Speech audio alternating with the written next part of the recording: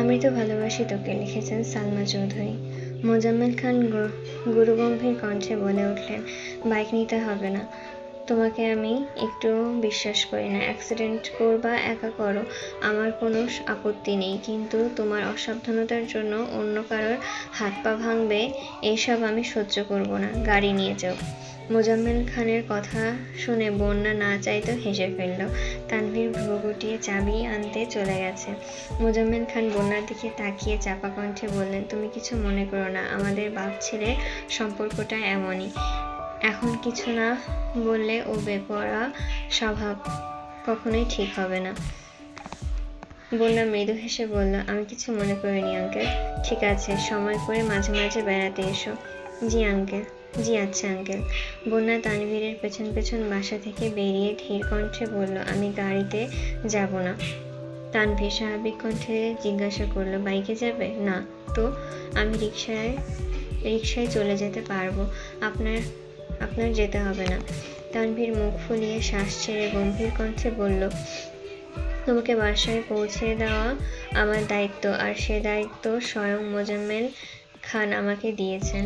ওনার কথা অমান্য করলে আমাকে বাসায় জায়গা দেবেন না। তুমি কি তাই চাও? বন্যা তৎক্ষণাৎ উত্তর দিল, না, আমার জন্য আপনার কোনো সমস্যা হোক তা আমি কখনোই চাই না। কিন্তু কোনো কিন্তু নেই, তুমি রিকশায় যেতে চাও, তাই হবে, চলো। আঙ্কেল যে গাড়ি নিতে বলল, তোমার আঙ্কেল নিশ্চয়ই এটাও বলেছে আমি দায়িত্বজ্ঞানহীন বেপরোয়া স্বভাবের ছেলে। গাড়ি না নেওয়ার অপরাধে না হয় দু একটা বকা খেয়ে নিলাম। বন্যা আর চোখে তানভীরের দিকে তাকিয়ে মলিন হেসে বলল, সব বোঝেন, তাও বেপরোয়া চলাফেরা কেন করেন? তানভীর উত্তর না দিয়ে উল্টো প্রশ্ন ছুড়ে দিল, আব্বুর মতন তোমারও কি তাই মনে হয়? তানভীর সামনে চলে গেছে। বন্যা অবাক লোচনে কিছুক্ষণ তাকিয়ে রইল। কি বলবে তার উত্তর খুঁজে পেল না। খানিক বাদে মেইন গেটের দিকে এগিয়ে গেল। প্রথমবারের মতন এক রিকশায় দুইজন পাশাপাশি বসে। স্বভাবতই বন্যা এক সাইডে হয়ে বসেছে, তবুও চলন্ত রিকশায় তানভীরের শক্তপোক্ত বাহু বারবার বন্যার কাঁধের সাথে ধাক্কা খাচ্ছে। আচমকা বন্যার হৃদয় তোলপাড় শুরু হয়ে গেছে। শুকনো গলায় বারবার ঢোক গিলছে। নিজেকে যতটা সম্ভব একপাশে সরিয়ে নিয়েছে, যেন কোনোভাবে তানভীরের সঙ্গে ধাক্কা না খায়। বন্যা ভেতরে নিজের প্রতি ক্ষুব্ধ হচ্ছে। ভাবছে রিকশায় একা চলে যাবে, তাহলে বাইক গাড়ি ঝামেলাও পোহাতে হবে না। গাড়িতে চলাচল করার বন্যার একদমই ভালো লাগে না। তার উপরে মাঝে মধ্যেই গলির রাস্তায় গাড়ি থেকে নামলে আশেপাশের মানুষ কেমন করে চেয়ে থাকে, নিজেদের মধ্যে ফিসফিস করে, এগুলো বন্যার সহ্য হয় না। তাই সবসময় সাদামাটা চলতেই পছন্দ করে। বন্যার অস্বাভাবিক কর্মকাণ্ড দেখে তানভীর আচমকা নিজের হাত বন্যার পেছনের দিকে ঘুরিয়ে বন্যার কাঁধ বরাবর রিকশাতে রাখছে। একবার তানভীরের হাতের স্পর্শ অনুভব হওয়া মাত্রই বন্যার সঙ্গে সঙ্গে তানভীরের হাতের দিকে তাকিয়ে কাঁপা কাঁপা কণ্ঠে বলল, হাতটা সরান প্লিজ। তানভীর স্বাভাবিক ভঙ্গিতে বলল, যেভাবে সাইডে যাচ্ছ কখন জানি রিকশা থেকে পড়ে যাও। আমার আব্বাজান বাইক আনতে নিষেধ করেছেন যাতে তুমি ব্যথা না পাও। সেখানে রিকশা থেকে পড়ে যদি ব্যথা পাও, আব্বু কি আমাকে আস্ত রাখবে? তুমি বলো। বন্যা পূর্বের ন্যায় আবারও বলল, আমি পড়বো না, প্লিজ হাতটা সরান, আমার অস্বস্তি লাগছে। তানভীর উদাস ভঙ্গিতে বলল, আমার পাশে বসে কেউ এমন আচরণ করলে আমার অস্বস্তি লাগে। মেঘের মতন তানভীরও খুব জেদি, এটা বন্যার অজানা নয়। তানভীর হাত সরাবে না এটা বুঝতে পেরে বন্যা দুই হাতে নিজের ব্যাগকে শক্ত করে ধরে গুটিসুটি মেরে বসে বুকের বাঁ পাশে অবশিষ্ট হৃৎপিণ্ডের ধুকপুকানি অনুভব করছে। ইদানিং বন্যার মাথায় হুটহাট তানভীরের চিন্তা চলে আসে। বিশেষ করে তানভীরের জীবন কাহিনী শোনার পর থেকে বন্যার মাঝে মাঝেই সে ভাবনায় মগ্ন থাকে। না চাইতেও তানভীরের প্রতি অন্যরকম অনুভূতি কাজ করে। তানভীর সামনে আসলে নিজের অজান্তেই সেই অবিদিত অনুভূতি বহিঃপ্রকাশ ঘটাতে থাকে। বন্যা বারবারই ঘড়ি দেখছে আর রাস্তা কতদূর বোঝার চেষ্টা করছে। তানভীর কপাল গুটিয়ে বন্যার দিকে তাকিয়ে আছে। তানভীর আচমকা মৃদুস্বরে ডাকলো, বন্যা। বন্যা তৎক্ষণাৎ চোখ বড় করে তানভীরের দিকে তাকালো। বাতাসে চুল এলোমেলো উঠছে, ভ্রুযুগল কোঁচকানো, নাক স্বাভাবিকের তুলনায় কিছুটা ফোলা। জিভা দিয়ে ঠোঁট ভিজিয়ে তানভীর প্রশ্ন করলো, তোমার জীবনে একমাত্র অস্বস্তিকর ব্যক্তিটা কি আমি? বন্যা তখনও নীরের দৃষ্টিতে তানভীরের দিকে তাকিয়ে আছে। তানভীর বন্যার পাশ থেকে হাত সরিয়ে এনে চোখ নামিয়ে আবারও বলল, যদি তাই হয় তবে আজকের পর থেকে তোমার অস্বস্তির কারণ আমি হব না। তানভীর পকেট থেকে ফোন বের করে কারোর সাথে কথা বলায় ব্যস্ত হয়ে গেছে। বন্যা অবাক চোখে তানভীরকে দেখছে। তানভীরের মনোযোগ ফোনে। অন্যদিকে তাকিয়ে গুরুগম্ভীর কণ্ঠে কথা বলেই চলেছে। বন্যার নজর আটকে আছে তানভীরের গাল ভর্তি কিছু লম্বা দাড়িতে। সেই সঙ্গে বাতাসের সাথে সাথে চুলের নড়াচড়াও খেয়াল করছে। বন্যার শরীর জুড়ে অদ্ভুত শিহরণ বয়ে চলেছে। বাকি রাস্তা তানভীর একবারের জন্য বন্যার দিকে তাকায়নি, অথচ বন্যা পুরো রাস্তা তানভীরের ঘরে বন্দি ছিল। গলির মোড় পর্যন্ত আসতেই মাগরিবের আজান পড়ে। তানভীর চাপা স্বরে বলে, মামা রিকশা থামান। তানভীর রিকশা থেকে নেমে ওয়ালেট থেকে টাকা বের করে রিকশার ভাড়া দিয়ে এক পলক বন্যার দিকে তাকিয়ে ঠান্ডা কণ্ঠে বলল, সাবধানে যেও। তানভীর মাথা নিচু করে হাঁটতে শুরু করলো। বন্যা থ মেরে রিকশায় বসে আছে। তানভীরের আকস্মিক পরিবর্তন বন্যার মনে বিশাল প্রভাব ফেলেছে। এদিকে মেঘ দিনে কম করে হলেও আবিরকে 100টা মেসেজ পাঠায়। আজও তার ব্যতিক্রম হয়নি। কিন্তু আবিরের কোনো রিপ্লাই আসছে না। সন্ধ্যা থেকে একের পর এক কলও দিচ্ছে, আবির কল রিসিভও করছে না। মনের ভেতরে জমে থাকা অভিমানে মেঘের চোখ মুখ লাল হয়ে গেছে। কাঁদো কাঁদো মুখ করে আবিরকে চিঠি লিখেছে, প্রিয় নিষ্ঠুর মানব, কেমন আছেন? আমি জানি খুব ভালো আছেন। অবশ্য ভালো থাকারই কথা, কারণ মেঘ নামক এক উন্মাদের থেকে মুক্তি পেয়ে গেছেন। কিন্তু আমি ভালো নেই, একটুও ভালো নেই। আজ থেকে 1.5 বছর আগ পর্যন্ত আমি খুব ভালো ছিলাম, কারণ তখন আবির নামক কোনো ব্যক্তির অস্তিত্ব আমার হৃদয়ে ছিল না। কিন্তু এই 1.5 বছরে সবকিছু বদলে গেছে। সেই সঙ্গে বদলে গেছে আমার অভিপ্রায়ও। আবির নামক নিষ্ঠুর মানবের প্রতি আমার তীব্র আসক্তি জন্মেছে। প্রতিনিয়ত ওনাকে দেখার জন্য উদ্দীপ্ত হয়ে উঠছি। ওনার আকস্মিক দূরত্ব মেনে নেওয়া আমার পক্ষে সম্ভব ছিল না। তার উপর আমার অবিদ্যমানতার ওনার চলে যাওয়াটা কোনোভাবে সহ্য করতে পারিনি। তাই ওনার আদেশ মেনে নিজেকে নিয়ন্ত্রণ করতে ব্যর্থ হয়েছি। ওনাকে জানিয়ে দিবেন আমি এখন আলহামদুলিল্লাহ সুস্থ আছি, খাওয়া দাওয়া ওষুধ সবকিছু ঠিকমতো খাচ্ছি। যদি সম্ভব হয় তবে আমায় যেন ক্ষমা করে দেন। উনি আমার মেসেজে রিপ্লাই করছেন না, তাই বাধ্য হয়ে চিঠি লিখেছি। আমার একটা কবুতর থাকলে তার পায়ে ভেবে চিঠিটা পাঠাতাম, কিন্তু আফসোস আমার এমন কোনো মাধ্যম নেই, তাই বাধ্য হয়ে চিঠিটা ইনবক্সে পাঠাতে হচ্ছে। ওনার গুরুত্বপূর্ণ সময় নষ্ট করার জন্য আন্তরিকভাবে দুঃখিত। আজ আর কোনো মেসেজ দিব না। ওনাকে সাবধানে থাকতে বলবেন। ইতি ওনার অবাধ্য ডোনা। মেঘ। আবির ল্যাপটপে কাজ করছিল। মেঘের আইডি থেকে মেসেজটা আসা মাত্রই ফোন হাতে নিয়ে মেসেজটা করেছে।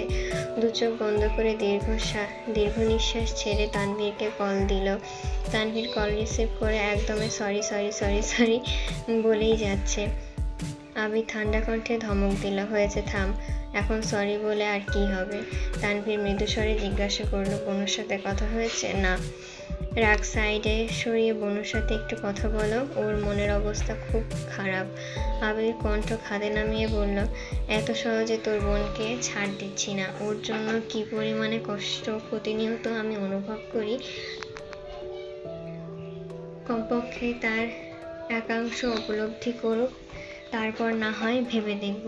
তানভীর গম্ভীর কণ্ঠে বলল, আমার বোনের চোখে তোমার জন্য আর এক ফোঁটা অশ্রু দেখতে চাই না আমি।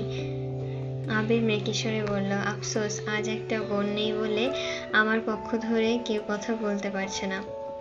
তানভীর মুচকি হেসে বলল, বড় আব্বুকে কি বলবো? আবির আহ্লাদি কণ্ঠে বলে উঠল, আপাতত দাদা দাদু হওয়ার জন্য মানসিক প্রস্তুতি নিতে বলিস। এখন আর বোন লাগবে না।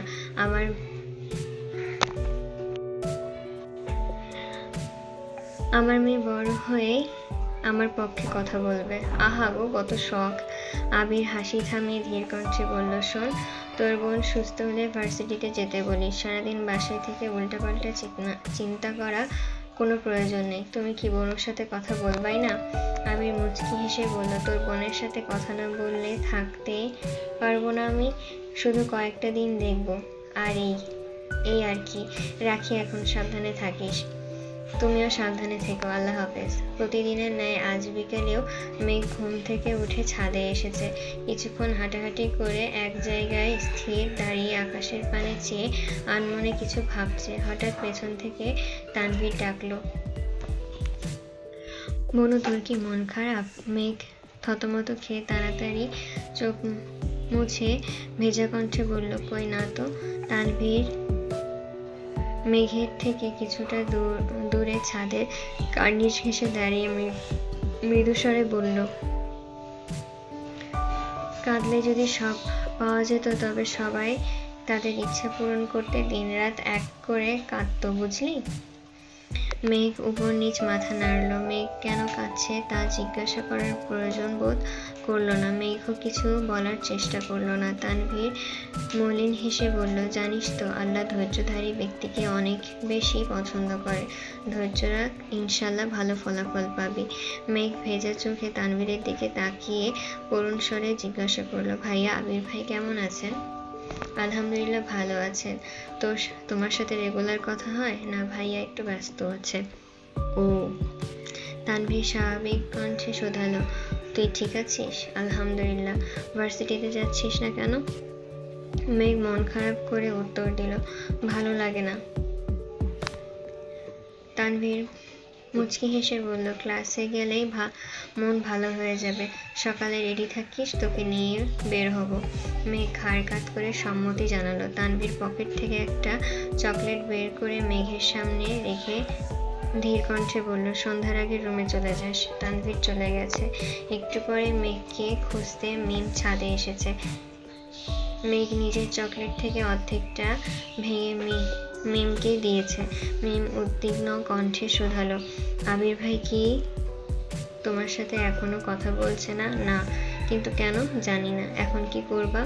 মেঘ খানিক ভেবে হঠাৎ নিঃশব্দে হেসে বলল, কাল পরশু শাড়ি পরবো, তুই আমাকে ছবি তুলে দিস। আচ্ছা আচ্ছা। দিন কাটছে সম্বিকল গতিতে। প্রতিদিন সন্ধ্যার পরপরই মালিহা খান আর হালিমা খানের ফোনে আবিরের কল আসে। একে একে সবার সাথে ভিডিও কলে কথা বলে, কিন্তু মেঘের কণ্ঠ শোনা মাত্রই ব্যস্ততার ভান করে কল কেটে দেয়। প্রথম মেঘ কথা বলতে চাইলেও আবির কথা বলতো না। এখন মেঘও তেমন আগ্রহ দেখায় না। আজ সন্ধ্যা পরপরই মিম, আদি আর মেঘ সোফায় বসে গল্প করছে আর সুপ খাচ্ছে। এমন সময় মালিহা খানের ফোনে আবিরের নম্বর থেকে ভিডিও কল আসে। মেঘ উচ্চস্বরে চেঁচিয়ে উঠল, বড়াম্মু, তোমার বাবু কান্না করছে। মালিহা খান রান্নাঘর থেকে উদ্বিগ্ন কণ্ঠে প্রশ্ন করল, কে কান্না করছে?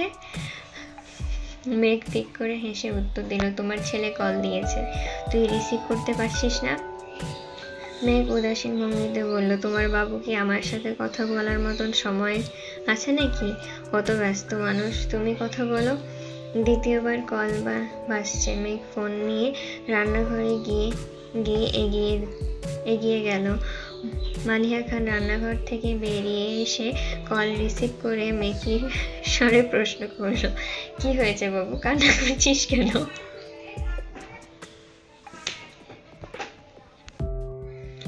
আবির কিছু বলতে চেয়েও থেমে গেল। ঢোক গিলে উষ্ণ স্বরে বলল, কান্না করলাম কোথায়, আর হঠাৎ বাবুই বা ডাকছো কেন? আমি নিজে থেকে ডাকিনি, মেঘ বলছে আমার বাবু নাকি কান্না করছে, তাই জিজ্ঞাসা করলাম। আবির গম্ভীর কণ্ঠে বলল, তোমাদের আদরের মেয়েকে বাড়াবাড়ি কম করতে বলো। মেঘ ঠোঁট উল্টে কাঁদো কাঁদো মুখ করে তাকিয়ে আছে। মালিহা খান মেঘকে এক নজর দেখে সহসা রান্নাঘরের দিকে তাকালেন। মেঘের হাতে ফোন দিতে দিতে আতঙ্কিত কণ্ঠে বলে উঠল, নে মেঘ, মেঘের সাথে কথা বল, তরকারি পুড়ে যাচ্ছে মনে হয়, আসছি আমি। তাৎক্ষণিক ঘটনায় মেঘ থতমত খেয়ে কোনো রকমে ফোন মুখের সামনে ধরেছে। আবিরের সঙ্গে চোখাচোখি হতেই আবির চোখ নামিয়ে নিয়েছে। টেবিলের উপরে ফোন রেখে পাশের ল্যাপটপে কাজ করছে। মেঘ অপলক দৃষ্টিতে আবিরকে দেখছে। সহসা ঠোঁটের কোণে ক্ষীণ হাসি ফুটেছে। এতদিন পর প্রিয় মানুষকে দেখছে। আজ মুখের উপর কলও কাটছে না। মেঘ ঠোঁটে কোণে হাসি রেখে আহ্লাদি কণ্ঠে ডাকল, বাবু। আবির অগ্নিদৃষ্টিতে তাকিয়ে মেঘের হাসি দেখে সঙ্গে সঙ্গে চোখ সরিয়ে নিয়েছে। মেঘ দুষ্টুমির ছলে আবারও ডাকলো, বাবু। আবির এবার ফোন কাছে নিয়ে বিড়বিড় করে বলল, এই যে বাবু বাবু ডাকছেন, বাবুর মতো আচরণ করলে সামলাতে পারবেন? আবিরের মুখে এমন কথা শুনে মেঘের আখি যুগল স্বাভাবিকের তুলনায় অনেক বেশি প্রশস্ত হয়ে গেছে। নিষ্পলক চোখে আবিরের মুখের পানে তাকিয়ে আছে। ফোন আগের জায়গায় রেখে আবির আবারও কাজে মনোযোগ দিয়েছে। তবে মুখে গম্ভীর্যতার বদলে ক্ষীণ হাসি ফুটেছে। মালিহা খান এগিয়ে এসে বিরক্তি ভরা কণ্ঠে বলে উঠল, বাসায় থাকাকালীন সারাক্ষণই বকবক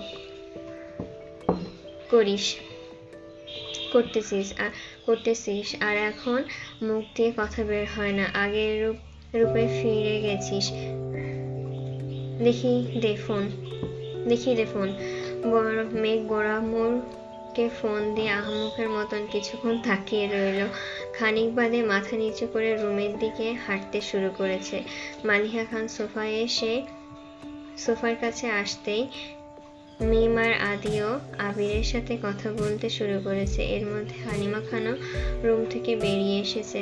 মেঘকে নিজের রুমে গিয়ে আবিরের একটা ছবি বের করে কিছুক্ষণ পরখ করে চোখ জোড়া বন্ধ করে দীর্ঘ নিঃশ্বাস ছেড়ে বলল, আই মিস ইউ। আজ সকাল সকাল মেঘ শাওয়ার নিয়ে একেবারে রেডি হয়ে নিচে নেমেছে। নাস্তা করে তানভীরের সাথে বেরিয়েছে। মোজাম্মেল খানের নির্দেশ মতোই বোনকে গাড়ি দিয়ে নিয়ে গেছে। অনিবার্য কারণবশত প্রথম ক্লাস হবে না, তাই মিনহাজ, তামিম, মিষ্টি, বন্যা চারজন চা খেতে বেরিয়েছে। মেঘ ওদের দেখেই উত্তেজিত কণ্ঠে বলল, ভাইয়া গাড়ি থামো, বন্যারা চা খাচ্ছে। তানভীর ওদের দিকে একবার তাকিয়ে পরপর মেঘের হাস্যোজ্জ্বল মুখের পানে তাকিয়ে হেসে বলল, কে যেন বলছিল ভার্সিটিতে আসতে ভালো লাগে না। মেঘ তানভীরের দিকে তাকিয়ে নিঃশব্দে হেসে বলল, কে জানি বলেছিল, মনে নেই। তানভীর মুখে হাসি রেখে বলল, আচ্ছা ঠিক আছে, যা, ক্লাস শেষে কল দিস, ফ্রি থাকলে এসে নিয়ে যাব। মেঘ কোমল কণ্ঠে বলল, ভাইয়া আসো, এক কাপ চা খেয়ে যাও। আজ না, অন্য কোনো দিন। প্লিজ ভাইয়া চলো। মিনহাজ, তামিম মেঘকে দেখে এগিয়ে আসছে। তানভীরকে রিকোয়েস্ট করে চা খেতে নিয়ে গেছে। বন্যা চোখ তুলে তানভীরকে দেখেই চোখ সরিয়ে নিয়েছে। মাথা নিচু করে মেঘের সাথে আস্তে আস্তে কথা বলছে। তানভীর মিনহাজ আর তামিমের সাথে টুকটাক কথা বলতে বলতে এক কাপ চা খেয়েছে। বন্যার দিকে একবারের জন্য তাকায়নি। মিনহাজ বন্যাকে উদ্দেশ্য করে বলল, ভাবি আজকে ট্রিট যে আপনার পক্ষ থেকে, এটা ভাইকে বলবেন না? বন্যা রাগী স্বরে বলল, ভাবি ডাকা বন্ধ করবি? তানভীর টাকা বের করে বিল পরিশোধ করতে যাবে অমনি বন্যা তানভীরের হাত ধরে থামিয়ে দিয়ে শমিত কণ্ঠে বলল, আজকের বিল আমি দেব। তানভীর উষ্ণ স্বরে জানালো, তোমার লিস্টে নিশ্চয়ই আমি ছিলাম না, আমার বিলটা আমি দিচ্ছি। বন্যা এবার শক্ত কণ্ঠে বলল, বললাম তো আমি দেব। মিষ্টি আর মেঘ কানে কানে ফিসফিস করে কথা বলছে। মেঘ এক হাতে মুখ চেপে হাসছে আর দুইজনকে দেখছে।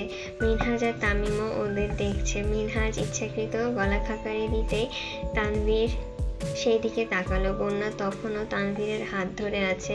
বন্যার নজর মেঘের দিকে পড়তে তড়িৎ বেগে হাত সরিয়ে দূরে সরে দাঁড়িয়েছে। তানভীর টাকা পকেটে রেখে স্বাভাবিকভাবে মেঘের থেকে বিদায় নিয়ে চলে গেছে। বন্যা টাকা পরিশোধ করে সামনে চলে গেছে। বন্যা আর মিষ্টি পেছন পেছন যাচ্ছে। মেঘ পেছন থেকে সর্বশক্তি দিয়ে বলে উঠল, তোর সাহস তো কম না, তুই আমার ভাইয়ের সাথে উচ্চস্বরে কথা বলছিস? বন্যা থেমে ক্ষীণ ক্রোধ দেখিয়ে বলল, সামান্য এক কাপ চায়ের জন্য যে তোর ভাই টাকার গমিরা দেখালো সেটার বেলায় আমার ভাই টাকার গরিমা দেখায়নি। মিনহাজ, তামিম, এমনকি আমি ভাইয়াকে ডেকে নিয়ে এসেছি। আসার পর তুই ভাইয়ার সাথে কথা বলিসনি, কথা নাই বলতে পারিস, চা পর্যন্ত খেতে বলিসনি, অথচ ট্রিট তুই দিচ্ছিস। ভাইয়া নিজের বিল পরিশোধ করাটা কি অন্যায় ছিল? তুই তো তোর ভাইয়ের পক্ষই নিবি। মেঘ একগাল হেসে বিড়বিড় করে বলল, তুই আমার ভাবি হলে তোর পক্ষও নিতাম। বন্যা রাগী স্বরে বলল, বিড়বিড় করে কি বলছিস? কিছু না। মেঘ বিকেলে একা একাই শাড়ি পরে মিমকে নিয়ে ছাদে গেছে। মাথায় ঘোমটা দেওয়া ছবি থেকে শুরু করে স্টাইল করে বেশ কিছু ছবি তুলেছে। রুমে বসে বসে ছবিগুলো দেখছে। একা একা শাড়ি পরায় কুচি যাচ্ছে তাই অবস্থা। তবুও অনেক খোঁজাখুঁজি করে 3টা ছবি আবিরকে পাঠিয়েছে। প্রথম 2টা ঘোমটা ছাড়া ছবি, তৃতীয়টা মাথায় ঘোমটা দেওয়া ছবি। কয়েক মুহূর্তের মধ্যে আবির মেসেজ সিন করেছে। ছবিগুলো দেখা মাত্রই আবিরের ঠোঁটে হাসি ফুটে উঠেছে। মেঘের মায়াবী আদলে তাকিয়ে আবির মোলায়েম কণ্ঠে বলে উঠল, মাশাআল্লাহ। দেখি আবিরের দরুন তার প্রেয়সীর মন ঠিক কতখানি উত্তপ্ত হতে পারে। কাছে টেনে ছবিগুলো দেখতে দেখতে আবির হঠাৎই কপাল গোটালো। শাড়ির কুচিতে নজর আটকে আছে। আবির মুচকি হেসে আকুল কণ্ঠে বলল, ইস, আমার কাছে থাকলে কুচির বেহাল দশা হতেই দিতাম না। আবিরের রিপ্লাই পাবার আশায় মেঘ নিষ্পলক দৃষ্টিতে ফোনের দিকে তাকিয়ে আছে। 5 মিনিট, 10 মিনিট, 15 মিনিট হয়ে গেছে, অথচ কোনো রিপ্লাই আসছে না। মেঘের ব্যাকুল মন কোনোভাবে শান্ত হচ্ছে না। ড্রেসিং টেবিলের সামনে দাঁড়িয়ে বেশ কিছুক্ষণ ভেবে হঠাৎই মুচকি হেসে বলল, কথায় আছে, সোজা আঙ্গুলে ঘি না উঠলে আঙ্গুল বাঁকাতে হয়। এতদিন আপনার বহু তালবাহানা সহ্য করেছি, এবার আমার ভিন্ন রূপ দেখবেন। মেঘ নিজের তোলা শাড়ি পরা ছবিগুলো থেকে 2টা ছবি ফেসবুকে পোস্ট করে অপেক্ষা করছে। যে ভাবনা সেই কাজ। পোস্ট করা 10 মিনিটের মধ্যে আবির পোস্ট সিন করেছে। মেঘ মিটিমিটি হাসছে। আবিরকে জ্বালানোর এর থেকে উত্তম উপায় আর নেই। হাতে গোনে 2 মিনিটের মধ্যেই মেঘের আইডি থেকে সবগুলো ডিলিট হয়ে গেছে। মেঘ নিঃশব্দে হেসে বিড়বিড় করল, মিস্টার খান, আপনি ধরা পড়ে গেছেন। আপনার রাগ, জেদে, আড়ালে লুকানো অনুভূতি প্রকাশিত হয়ে গেছে। আপনি সবকিছু আড়াল করতে পারলেও আপনার অন্তরের হিংসুটে মনোভাবের কোনোভাবেই আড়াল করতে পারবেন না। একদিনের ব্যবধানে আবিরকে পাঠানো মেসেজের পরিমাণ কমে এসেছে। ছবি পাঠানোর পর 2 দিন আবিরকে একটাও মেসেজ করেনি, এমনকি একেবারের জন্য কলও দেয়নি। সন্ধ্যায় কল দিলে আবিরকে শুনিয়ে মেঘ ইচ্ছাকৃত ব্যস্ততার ভান করে। আবিরের বড় মামি অসুস্থ, তাই আজ সকালে আলী আহমেদ খান আর মালিহা খান ত্রিশালের উদ্দেশ্যে রওনা দিয়েছে। বিকেল থেকে মেঘ কল দিয়ে মামির খোঁজ নিয়েছে। মালিহা খানরাও এক রাত থাকবেন, সেই সুবাদে নিশ্চিন্তভাবে বলা যায় আজ আবির হালিমা খানের নাম্বারে কল দিবেই দেবে। এজন্যই সন্ধ্যার পরপর মেঘ নিজের নাম্বার থেকে মালিহা খানের নাম্বারে কল দিয়ে 2 ফোন বিছানার উপরে রেখে বেলকনিতে দাঁড়িয়ে গুনগুন করে গান গাচ্ছে। মিমকে আগে থেকেই সবকিছু শিখিয়ে দিয়েছে। মামনির নাম্বার ওয়েটিং পেয়ে আবির বাধ্য হয়ে কাকিয়ার নাম্বারে কল দিয়েছে। যথারীতি মিম কল রিসিভ করে মেঘের শেখানো কথাগুলো বলতে শুরু করেছে। আবির সেভাবে কথায় পাত্তা না দিয়ে গম্ভীর কণ্ঠে জিজ্ঞাসা করলো, মামনি কি বেশি ব্যস্ত? মিমের সরল স্বীকারোক্তি, মামনি সম্পূর্ণ ফ্রি, আম্মুর সঙ্গে গল্প করছে। কেন ভাইয়া? আবির ভ্রু গুটিয়ে ভারী কণ্ঠে বলল, মামনির ফোন ওয়েটিং কেন? ও আচ্ছা, মামনির ফোন দিয়ে আপু কার সঙ্গে যেন কথা বলছে। আবির তড়িৎ গতিতে বলে উঠল, 30 মিনিট যাবৎ ওয়েটিং? এত সময় ধরে কার সাথে কথা বলছে? আমি জানি না, আমাকে বিরক্ত করতে নিষেধ করেছে। আবির কপাল কুঁচকালো, মুহূর্তে চেহারা অন্ধকার হয়ে গেছে। ঢোক গিলে নিজেকে সংযত করে ধীর কণ্ঠে বলল, ফোনটা মামনি না কাকিয়াকে দে। ঠিক আছে। মিম ফোন দিয়ে দৌড়ে মেঘের রুমে চলে গেছে। মেঘকে ঘটনা বলে মেঘ মুচকি হাসলো। মামনি আর কাকিয়ার সাথে কথা শেষ করে আমি তৎক্ষণাৎ তানভীরকে কল দিয়েছে। যথারীতি তানভীরও মিনহাজ তামিম কে কল দিয়ে পরপর বন্যাকে কল দিয়েছে। বন্যা কল রিসিভ করতেই তানভীর প্রশ্ন করলো, সন্ধ্যার পর বনুর সাথে কথা হয়েছে তোমার? বন্যা স্বাভাবিক কণ্ঠে উত্তর দিল, আজ ফোনে কথা হয়নি। কথা হয়নি? না, কেন? তেমন কিছু না, রাখি। তানভীর বাসায় ফিরে আম্মুর ফোনেও চেক করেছে, অথচ কারোর নাম্বার নেই। মেঘকে সরাসরি কিছু জিজ্ঞাসা করতে পারছে না। আলী আহমেদ খান আর মালিহা খান এক রাত থেকে পরদিন বাসায় চলে এসেছেন। আলী আহমেদ খান বাসায় ফিরে বিকাল থেকে মন খারাপ করে সোফায় বসে আছেন। মালিহা খান শান্ত স্বরে জিজ্ঞাসা করলেন, আপনার কি শরীর খারাপ? আলী আহমেদ খান এপাশ ওপাশ মাথা নাড়ালেন। মোজাম্মেল খান নিজের রুম থেকে বেরিয়ে আসতে আসতে বললেন, ভাবি ভাইজানের শরীর নয়, মন খারাপ, তাই এই মন আর ভালো হবে না। মালিহা খান উদ্বিগ্ন কণ্ঠে শোধালেন, কেন, কি হয়েছে? মোজাম্মেল খান ঠাট্টার স্বরে বললেন, ভাইজান ভাবিকে বলবো? আলী আহমেদ খান গম্ভীর কণ্ঠে হুঙ্কার দিতেই মোজাম্মেল খান থেমে গেলেন। মোজাম্মেল খান মালিহা খানকে উদ্দেশ্য করে বললেন, 2 কাপ চা দিও। হালিমা খানকে উদ্দেশ্য করে বললেন, 2 কাপ চা দিও। মেঘ সিঁড়ি দিয়ে নামতে নামতে আহ্লাদি কণ্ঠে বলল, আপু চা আমি করি। মোজাম্মেল খান আর আলী আহমেদ খান দুইজনে একসঙ্গে মেঘের দিকে তাকালেন। আলী আহমেদ খান ঠান্ডা কণ্ঠে বললেন, চা করতে পারবে?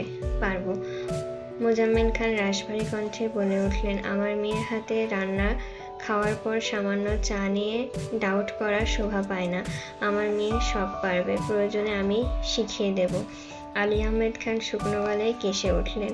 আব্বুর ওভার কনফিডেন্ট দেখে মেঘ মৃদু হেসে রান্নাঘরে চলে গেছে। আলী আহমেদ খান মেকি স্বরে বললেন, তুই রান্না শিখাবি? হ্যাঁ।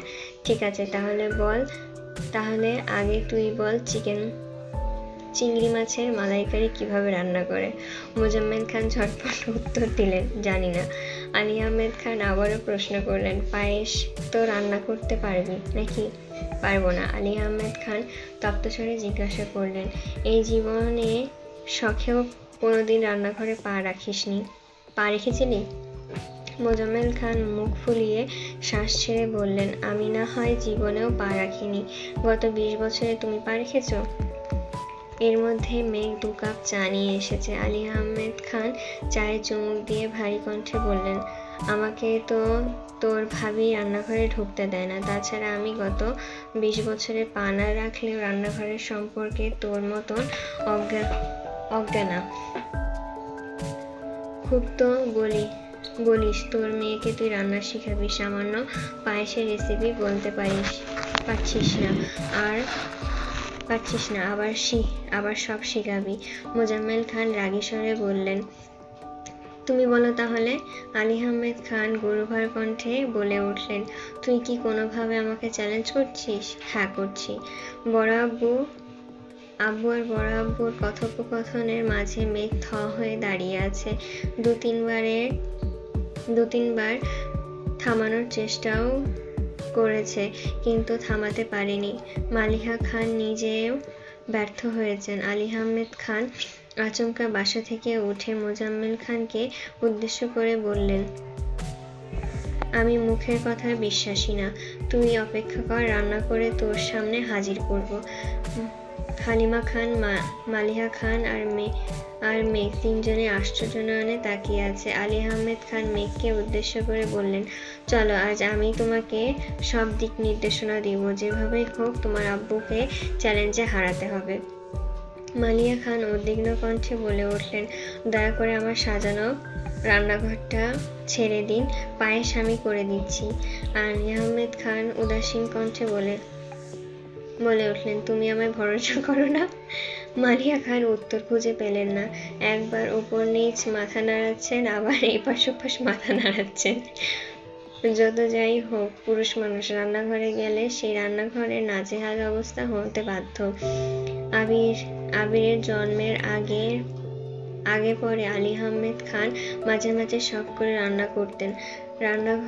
রান্না যেমন তেমন, কিন্তু পরবর্তীতে রান্নাঘরে ঢোকার মতন অবস্থা থাকতো না তার জন্য। এক পর্যায়ে বিরক্ত হয়ে মালিহা খান খুব করে অনুরোধ করেছিলেন যেন আলী আহমেদ খান রান্নাঘরে পা না রাখেন। সেই থেকে আলী আহমেদ খান রান্নাঘরে পা রাখেন না। এত বছর পর ছোট ভাইয়ের সাথে চ্যালেঞ্জ নিয়ে রান্নাঘরে ঢুকেছেন। তবে আজ রান্না মেঘ করবে। উনি কেবল মেঘকে সাহায্য করবেন। এর মধ্যে হালিমা খান তানভীরকে কল দিয়ে জানিয়েছে আলী আহমেদ খান নিজেই ফ্রিজ থেকে চিংড়ি মাছ, দুধ সহ প্রয়োজনীয় সরঞ্জাম বের করছে। এদিকে ভয়ে মেঘের হাত পা ঠান্ডা হয়ে যাচ্ছে। আলী আহমেদ খান মানেই আতঙ্ক। আব্বু থেকেও মেঘ বড় আব্বুকে বেশি ভয় পায়। রান্নায় গন্ডগোল করলে আজ মেঘের খবরই আছে, এই ভয়ে বারবার ঢোক গিলছে। কিছুক্ষণের মধ্যে তানভীর এসেছে। হালিমা খান মালিহা খান দৌড়ে দাঁড়িয়ে মেঘের কার্যক্রম দেখছে। তানভীর রান্নাঘরের সামনে দাঁড়িয়ে মৃদু স্বরে বললেন, আমি কি কোনোভাবে সাহায্য করতে পারি? আলী আহমেদ খান রাগী স্বরে বললেন, তোমার আব্বু পাঠিয়েছে নাকি? না সাহায্য লাগবে না। তানভীর ঠোঁট চেপে হাসছে আর ফোন দিয়ে ভিডিও করছে। মোজাম্মেল খান সোফায় বসে আছেন। ঘন্টা খানেক পর আবির কল দিয়েছে। কল রিসিভ করতেই আবির বলে উঠলেন, আসসালামু আলাইকুম চাচ্চু। প্রজেক্টের কিছু ডিটেলস লাগতো, আগামীকাল সকালের মধ্যে দিলে ভালো হতো। মোজাম্মেল খান ঠাট্টা স্বরে বললেন, ওয়ালাইকুম আসসালাম, প্রজেক্ট নিয়ে পরে ভাবা যাবে, আপাতত ভিডিও কল দাও। আবির ভ্রু কুঁচকে ভারী কণ্ঠে উত্তর করলেন, ভিডিও কল কেন? আরে দাও আগে। সচরাচর মোজাম্মেল খানের সাথে ভিডিও কলে কথা হয় না বললেই চলে। প্রয়োজনে 2-4 মিনিটের ফোনে কথা বলে। আবির ভয়ে ভিডিও কল দিল। মোজাম্মেল খান কল রিসিভ করে হাসতে হাসতে বললেন, তোমার আব্বুর মাথা নষ্ট হয়ে গেছে, দাঁড়াও দেখাচ্ছি। আবির ভ্রু কুঁচকিয়ে সূক্ষ্ম নেত্রে তাকিয়ে আছে।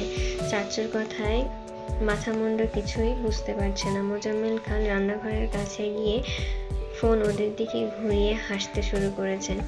আলী আহমেদ খান আবিরকে এক নজর দেখে শক্ত কণ্ঠে বললেন, তোমার চাচু আমায় চ্যালেঞ্জ দিয়েছে, আমি নাকি রান্না পারি না। আবির শুকনো গলায় ঢোক গিলে ধীর কণ্ঠে বললেন, আপনার শরীরের অবস্থা খুব একটা ভালো না। এর মধ্যে আজ এত পথ জার্নি করে এসেছেন, এই অবস্থায় এসব চ্যালেঞ্জের কোনো মানেই হয় না। আলী আহমেদ খান স্বাভাবিক কণ্ঠে বললেন, আমি বেশ কিছু করছি না, মেঘ মামনি সবটা দেখছে।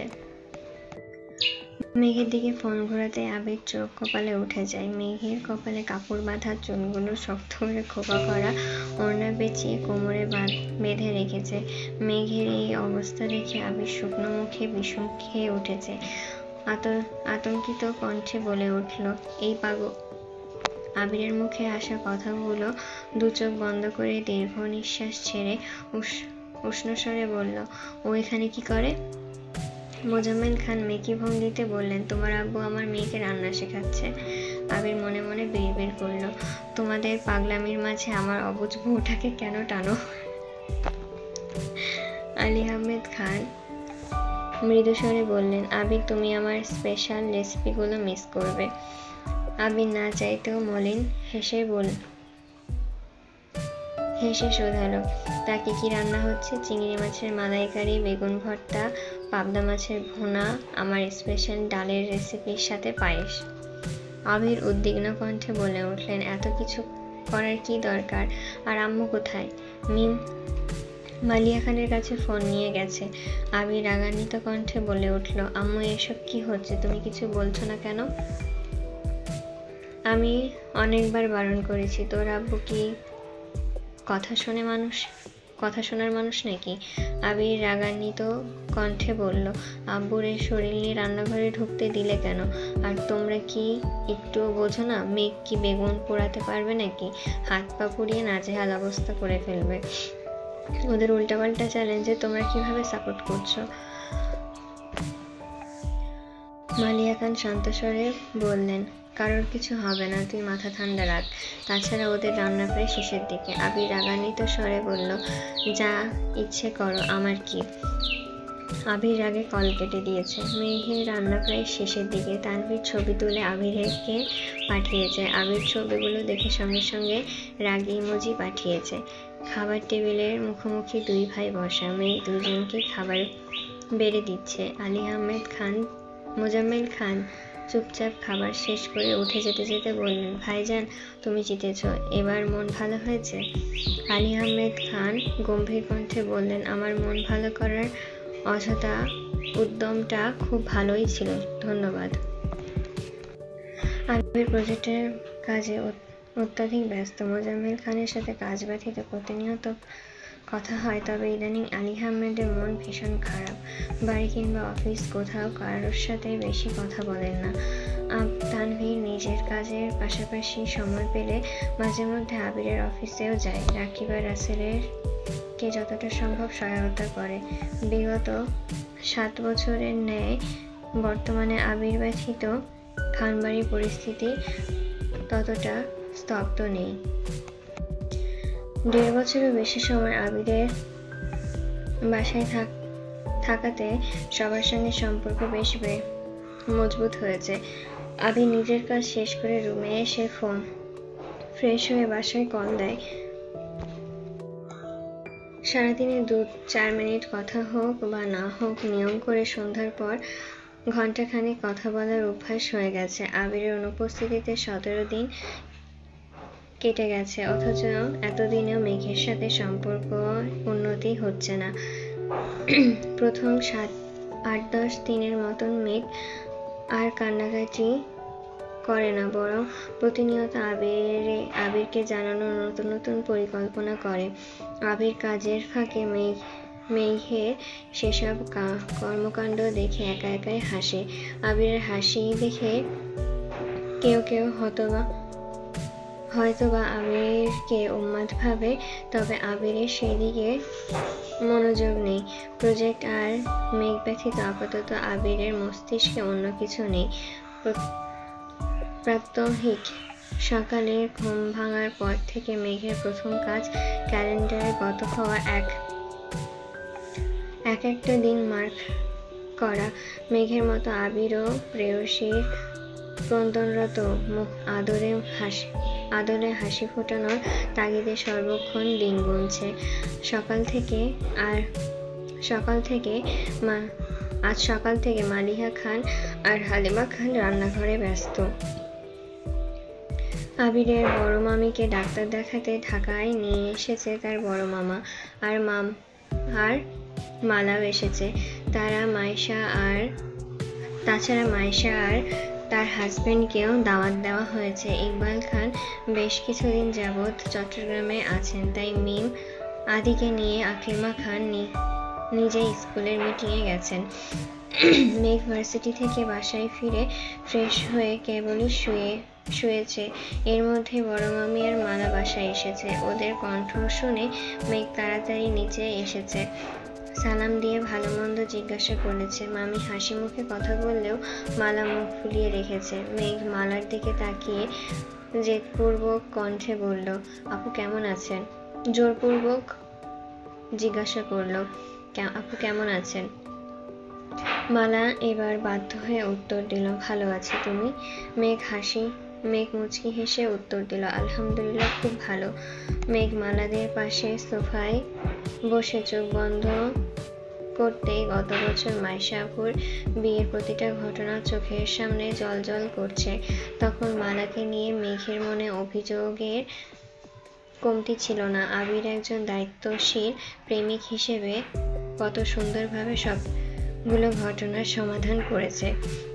বোকা মেঘ আবিরের উদ্বিগ্নতা তখন বুঝতেই পারেনি। মাইশা আপুর গায়ে হলুদের দিন সকালে মেঘের উন্মুক্ত পৃষ্ঠে আবিরের হাতের স্পর্শের কথা মনে পড়তেই মেঘের শরীরের সব লোম দাঁড়িয়ে গেছে, সেই সঙ্গে শরীর ঝাঁকুনি দিয়ে উঠেছে। আবিরকে দেখার জন্য মনটা আনচান করছে। মেঘ চোখ মেলে দীর্ঘশ্বাস ছেড়ে ছাড়লো। মালা আর চোখে মেঘকে দেখছে। মেঘের পরনে একটা সাদামাটা থ্রি-পিস, বেনুনি করা চুলগুলো কোমর ছাড়িয়েছে, সামনের দিকে ছোট ছোট চুল কপাল ঢেকে আছে। ক্লাসে যাওয়ার আগে দেওয়া গোলাপি রঙের লিপস্টিকের অল্প স্বল্প এখনো ঠোঁটে লেগে আছে। মালা অবাক চোখে কিছুক্ষণ তাকিয়ে মনে মনে ভাবছে, মেঘের মধ্যে স্পেশাল কি গুণ আছে যা আমার মধ্যে নেই? আমি কি তোমার প্রেমিকা হতে পারতাম না? এই বাড়ির বড় বউ হওয়ার জন্য আমি কি একেবারে অযোগ্য ছিলাম? হালিমা খান রান্নাঘর থেকে উচ্চস্বরে ডাকলেন, এই মেঘ, তুইও কি মেহমান হয়ে গেছিস? মেঘ তড়িঘড়ি করে উঠে রান্নাঘরে গেল। বড় মামা এখনো আসেনি। মাইশা আপু আর ওনার হাজবেন্ডকে নিয়ে আসবেন, তাই আপাতত মামি আর মালার জন্য শরবত করা হয়েছে। মালাকে শরবত সাথে মালা বিরক্ত ভরা কণ্ঠে বলল, শরবত খাবো না আমি। মেঘ স্বাভাবিকভাবে শরবত রেখে দিয়েছে। মালিহা খান আর আবিরের বড় মামি নিজেদের মধ্যে কথা বলছেন। মালা সোফা থেকে উঠে সারা বাড়ি ঘুরে দেখছে। হয়তো আবিরের রুমে যেতে চেয়েছিল, কিন্তু তালা দেখে আবারও নিচে এসেছে। মেঘকে উদ্দেশ্য করে ঠাট্টার স্বরে জিজ্ঞাসা করলো, আবির ভাইয়ার রুমে তালা কেন? তোমার জন্য নাকি? অতি সামান্য কথায় অভিমানী মেঘের মন ভারী ক্ষোভ জমেছে। গম্ভীর মুখে গম্ভীর্যতা সরিয়ে ক্ষীণ হেসে ধীর কণ্ঠে বলল, উফ, ভাবতেই ভালো লাগছে যে উনি আমার জন্য এতটা উদ্বিগ্ন। আমার ভয়ে উনি নিজের রুমে তালা দিয়ে গেছেন। আবির ভাই আমাকে কতই ভয় পায়। ওয়াও। মেঘের মুখে উল্টাপাল্টা কথা শুনে মালা বেশ বিরক্ত হলো। মেঘ ঢোক গিলে উষ্ণ স্বরে ফের বলল, রুমে তালা থাকুক কিংবা না থাকুক, ওনার শূন্য রুমে পূর্ণতা ওনাকে ছাড়া অসম্ভব। তাছাড়া রুমে তালা দিয়ে ভিনদেশে পাড়ি দিলেও ওনার মনটা তো আমার কাছেই রেখে গেছেন। মালা রাগান্বিত কণ্ঠে বলে উঠল, মানে? নাথিং। ইদানিং আবিরকে জ্বালাতে জ্বালাতে মেঘের স্বভাব খারাপ হয়ে গেছে। মালাকে দেখলেও খুব জ্বালাতে ইচ্ছে করছে। যে ভাবনা সেই কাজ। মেঘ সোফায় বসে দুহাতে মালিহা খানের বাহু আঁকড়ে ধরে কাঁধ বরাবর মাথা এলিয়ে দিয়েছে। মালিহা খান কথা থামিয়ে ডান হাতে মেঘের কপালে হাত রেখে উদ্বিগ্ন কণ্ঠে শোধালো, কিরে, শরীর খারাপ নাকি? মেঘ আহ্লাদী কণ্ঠে বলল, না, তোমার আদর খেতে ইচ্ছে করছে। মালা ভেতরে ভেতরে রাগে কটমট করছে। মালিহা খান মেঘকে নিজের কাছে টেনে নিয়ে মাথায় হাত বুলিয়ে দিচ্ছে আর আবিরের মামির সঙ্গে কথা বলছে। অন্যান্য কথোপকথন শেষে দুইজনেই আবিরের ব্যাপারে কথা শুরু করেছে। আবিরের মামি ঠান্ডা কণ্ঠে জিজ্ঞাসা করলেন, আবিরের জন্য মেয়ে কি পছন্দ করে রেখেছ? মালিহা খান মলিন হেসে বললেন, মেয়ে কিভাবে পছন্দ করব, ছেলে তো বিয়ের জন্য রাজিই হয় না। আবিরের পছন্দ আছে নাকি? মালিহা খান উদাসীন ভঙ্গিতে বললেন, আমি আবিরকে জিজ্ঞাসা করেছি ভাবি। আবিরের আব্বু সরাসরি কিছু না বললেও ছেলের পছন্দ আছে কিনা এই বিষয়ে উনি নিজেও কয়েকবার জানতে চেয়েছেন, কিন্তু আবির কিছুই বলেনি। উল্টো দুই ভাইয়ের মধ্যে ঝামেলার সৃষ্টি হয়েছে। কি হয়েছে? একদিকে আবির বিয়েতে রাজি হয় না, অন্যদিকে মেঘের আব্বু মেঘের জন্য সম্বন্ধ দেখছে। এসব নিয়ে আবিরের আব্বু আর মেঘের আব্বুর মধ্যে কথা কাটাকাটি হয়েছে। তারপর থেকে দুই ভাই নীরব, বিয়ে বিষয়ক আলোচনা বন্ধ। মেঘ বড় আম্মুর দিকে তাকিয়ে শক্ত কণ্ঠে প্রশ্ন করল, বড় আব্বু আর আব্বুর মধ্যে ঝগড়া হয়েছে কবে? আমি কোথায় ছিলাম? তেমন সিরিয়াস ঝগড়া না, কথা কাটাকাটি হয়েছিল। তাছাড়া তোরা বাইরে ছিলি, আমিও বিস্তারিত শুনিনি। তা আর তোর বড় আব্বু আমাকে তেমন কিছু বলেনি। মেঘ বোকার মতন কিছুক্ষণ তাকিয়ে রইল, মনে মনে ভাবছে এর জন্যই কি আম্মু সেদিন বিয়ের কথা বলতে নিষেধ করেছেন। আবিরের আম্মু আর মামনি আবারও নিজেদের মতন গল্প করছে। মেঘ সোফার পাশ থেকে নিজের ফোনটা হাতে নিয়ে লুকিয়ে আবিরকে মেসেজে লিখছে, বড় মামি আর মালা আপু আমাদের বাসায় এসেছেন। বড় মামি আপনার বিয়ের লেখা অসমাপ্ত রেখে মেসেজ পাঠিয়ে দিয়েছে। ফোন উল্টিয়ে রেখে পূর্বের ন্যায় আবারও বড় আম্মু গা ঘেঁষে বসেছে। মালিহা খান ধীরে স্থির মেঘের চুলে হাত বোলাচ্ছে। 4-5 মিনিট পরে মেঘের হাতে থাকা ঘড়িটি কম্পিত হচ্ছে। ঘড়ির স্ক্রিনে ভেসে উঠেছে, you receive one message from আমার আবির। মেঘ বুঝে ওঠার আগেই মালার নজর ঘড়িতে পড়ল। মালা কপাল গুটিয়ে রাগান্বিত দৃষ্টিতে মেঘের ঘড়ির স্ক্রিনে তাকিয়ে আছে। মেঘ ঘড়ির স্ক্রিনে তাকিয়ে নিজের অজান্তেই লাফিয়ে উঠেছে। আজ 17 দিন পর আবির মেসেজে রিপ্লাই করেছে। মহানন্দে মেঘের বুকের ভেতর হৃৎপিণ্ডটা ছটফট করছে। খুশিতে চোখের কোণে পানি চলে এসেছে। প্রিয় মানুষটা নিজের হাতে কেনা পরিয়ে দেওয়া ঘড়িটার আজ সে মানুষটার নাম ভেসে উঠেছে। মেঘের উজ্জ্বল মুখশ্রী আরো বেশি ঝলমল করছে। মেঘ ফোন হাতে নিয়ে এলোমেলো পায়ে সিঁড়ি পেরিয়ে নিজের রুমের দিকে ছুটছে। মালা নির্বাক চোখে মেঘকে দেখছে। মালিহা খান তপ্ত স্বরে বললেন, আস্তে যা, পড়ে যাবি তো। আবিরের মামি কপাল গুটিয়ে চিন্তিত কণ্ঠে বললেন, মেঘের হঠাৎ কি হলো, ওইভাবে ছুটছে কেন? মালিহা খান মৃদু হেসে বললেন, ও এমনই, ও ছোটাছুটির কারণ লাগে না, হয়তো কিছু একটা মনে পড়েছে, এর জন্যই এভাবে ছুটছে, একটু পরেই চলে আসবে। মেঘ রুমে ঢুকে উত্তেজিত হস্তে মেসেজ সিন করলো। আবির ছোট রিপ্লাই, আমার বিয়ের ব্যাপারে কি বলছে? মেঘের শরীর রীতিমতো কাঁপছে, ঠোঁট স্মিত হাসি ফুটে উঠেছে, চোখ দুটো জ্বলজ্বল করছে। মেঘ গলা খাকারি দিয়ে আস্তে করে বলল, মিস্টার খান, আমি ঠিক জানতাম আপনি এই কথা বললে আপনার রিপ্লাই আসবে। মেঘ কাঁপা কাঁপা হাতে মেসেজ লিখছে, আপনার বিয়ের জন্য মেয়ে দেখার কথা বলছে। তাছাড়া মালা আপু। আবির তৎক্ষণাৎ রিপ্লাই, মালা কি করেছে? আপনাকে মিস করছে।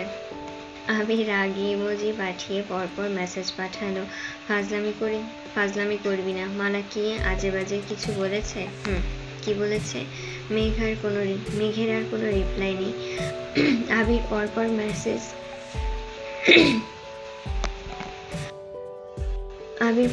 মেসেজ দিচ্ছে, মেঘ রিপ্লাই দিচ্ছে না। বাধ্য হয়ে আবির কল দিয়েছে। মেঘ বাম হাতে থাকা ঘড়ি আর ডান হাতে থাকা ফোন একসঙ্গে ভাইব্রেট হচ্ছে। আবিরের কল দেখে মেঘ কিছু সময়ের জন্য থমকালো। বুকের বাপাশে তীব্র কম্পন উপেক্ষা করে চোখ পিটপিট করে কল রিসিভ। পিটপিট করে কল রিসিভ করলো। সঙ্গে সঙ্গে ওপাশ থেকে আবিরের রাগান্বিত কণ্ঠ ভেসে আসে। সমস্যা কি তোর?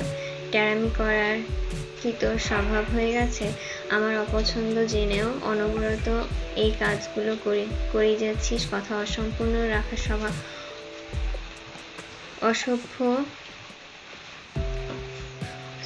কথা অসম্পূর্ণ রাখা অভ্যাসটা কবে ত্যাগ করবি? মেঘ মলিন কণ্ঠে শুধালো, কেমন আছেন? আবির রাগান্বিত কণ্ঠে হুঙ্কার দিল, তুই কি ভালো থাকতে দিচ্ছিস? মেঘ অভিমানী কণ্ঠে বলল, আমি কি আপনাকে খুব বেশি জ্বালাতন করি?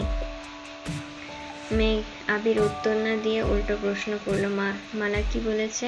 মেঘ ঢোক গিলে ভেজা কণ্ঠে বলল, আমি আপনাকে খুব বেশি জ্বালাই। আমার অত্যাচারে আপনি নিজের রুমে তালা দিয়ে গেছেন, এমনটা বুঝিয়েছে। আবির দীর্ঘ নিঃশ্বাস ছেড়ে রাশভারী কণ্ঠে বলতে শুরু করলো, রুমে প্রয়োজনীয় অনেক জিনিস এলোমেলো করে রেখে এসেছি। রুম খোলা রেখে আসলে যে যার মতন ঠুকে কাগজপত্র নষ্ট করে ফেলতো। আর হ্যাঁ, তানভীরের কাছে চাবি আছে। যখন ইচ্ছে রুমে যাস, তবুও দয়া করে মানুষের কথায় গাল ফুলিয়ে কান্না করিস না প্লিজ। মেঘ আকুল কণ্ঠে বলে উঠল, আমার কান্না নিয়ে আপনার এত চিন্তা, তাহলে এতদিন কথা বলেননি কেন? তোকে বারবার বারণ করা সত্ত্বেও আমার কথার অমান্য করেছিস কেন? তুই ভালোভাবেই জানিস আমি যা বলি তাই করি। তোকে এত বোঝানোর পরেও যেহেতু আমার কথা অমান্য করেছিস, তাই আমিও কথা বলিনি। মেয়ে কাঁদো কাঁদো কণ্ঠে বলল, আপনি যাওয়ার সময় আমায় ডাকলেন না কেন? আমায় ঘুমের মধ্যে রেখে কেন চলে গিয়েছিলেন? এতটা হৃদয়হীন কিভাবে হতে পারলেন?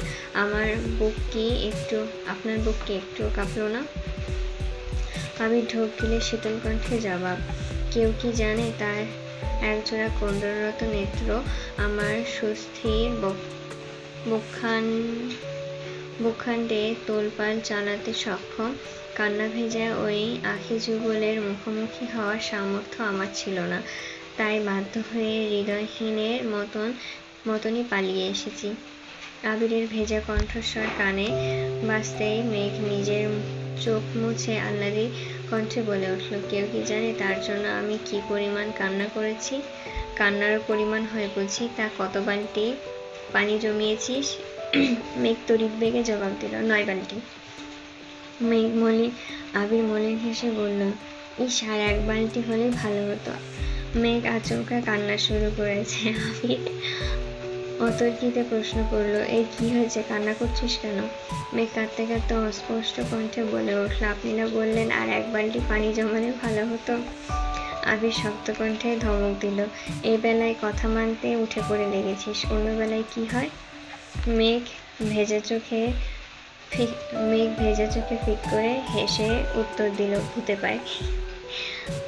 আমারও তাই মনে হয়। বাসায় ফিরে আগে আপনার ভূতটাকে বিদায় করতে হবে। মামির শরীর কেমন? এখন আলহামদুলিল্লাহ ভালো, সিরিয়াস কোনো সমস্যা নেই। আপাতত ডাক্তার কিছু ওষুধ লিখে দিয়েছে।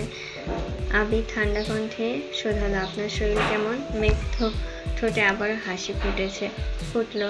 আদরের ভঙ্গিতে বলল, আলহামদুলিল্লাহ ভালো ছিল, তবে এখন খুব ভালো। সাবধানে থাকেন। আর একটা কথা। জি বলুন। মালা পর্যন্ত আমার নাম্বার যেন না পৌঁছালে কি হবে? এমন কিছু না, হোয়াটসঅ্যাপে দিনে কমপক্ষে 10-15 বার কল আসবে। আমি বসে বসে কল রিসিভ করব। প্রতিদিন 1 ঘন্টা করে কথা বললেও জাস্ট 10 থেকে 15 ঘন্টা কথা হবে। তারপর 8 ঘন্টা ঘুমাবো আর 1 থেকে 2 ঘন্টা অন্যান্য কাজ করব। মেঘ দাঁতে দাঁত চেপে বিড়বিড় করে বলল, আর আমি পেঁয়াজ মরিচ দিয়ে আপনার কলিজা ভুনা করে এলাকার কুত্তাগুলাকে খাওয়াবো। আবির নিঃশব্দে হেসে শুধালো, কিছু বললেন? মেঘ দাঁতে দাঁত চেপে রাগান্বিত স্বরে জবাব দিলেন, বলছিলাম মাত্র 15 ঘন্টা কেন কথা বলবেন? বললে পুরো 24 ঘন্টা কথা বলেন, ঠিক আছে? আবির এবার শব্দ করে হাসলো, পরপর উদ্বিগ্ন কণ্ঠে বলে উঠল, মনে হচ্ছে কিছু পুড়ছে। আমি এখান থেকে পোড়া গন্ধ পাচ্ছি। কি পুড়ছে? মেঘ রাগান্বিত কণ্ঠে জবাব দিল, আপনার নাক একটু বেশি অ্যাডভান্স। কলিজা ভুনা এখনো বসাইনি, ওয়েট, একটু পরে বসাবো। জিভ দিয়ে ঠোঁট ভিজিয়ে আবির মৃদু স্বরে বলল, ম্যাম, কলিজা ভুনায় মনে করে লবণ দিয়েন। মেঘ ফোঁস করে উঠল, আরো বেশি টেস্ট করতে একটু বিষও দেবনে বলে মেঘ কল কেটে দিয়েছে। রাগে ফুসফুস করছে। আবির হাসি থামছেই না। হাসতে হাসতে বিছানায় হেলান দিয়ে বসেছে। আজ অফ ডে বলে আবিরের কাজ তেমনে চাপ নেই। নিজেকে নিয়ন্ত্রণ করে খানিক বাদে আবারও মেঘকে কল দিল। কল বাজতে বাজতে শেষ পর্যন্ত মেঘ কল রিসিভ করলো। সঙ্গে সঙ্গে আবির মলিন কণ্ঠে ডাকলো, ম্যাম। মেঘ নিশ্চুপ। আবির আদরে কণ্ঠে আবারও ডাকলো, ম্যাম। আবিরের আদরের কণ্ঠে ডাক শুনে মেঘের বুকের ভেতরে ধুকপুকানি বেড়ে গেছে। মন খারাপ, রাগ, অভিমান, খারাপ লাগা মুহূর্তেই সব উধাও। অনুভূতিদের পাশ কাটিয়ে মেঘ কাট গলায় প্রশ্ন করলো, কিছু বলবেন? বলুন। বলছিলাম, রান্নার টেস্ট বাড়াতে বিষটা ব্যবহার না করলে হয় না? বিষ ব্যবহার করলে কি হবে? না মানে, কেউ লবণ চেক করতে গেলে তো সারে সর্বনাশ হয়ে যাবে। মেঘ রাগে ফুঁসতে বলল, আপনি এসব বলার জন্য আবারও কল দিয়েছেন? রাখি আমি। আবির তড়িৎ বেগে বলল, শোন। আবিরের মুখে শোনো। আবির তড়িৎ বেগে বলল, শোনো। আবিরের মুখে তুমি সম্বোধন শোনা মাত্রই মেঘের দু চোখ প্রশস্ত হয়ে গেছে। মুহূর্তেই শ্বাস থেমে গেছে।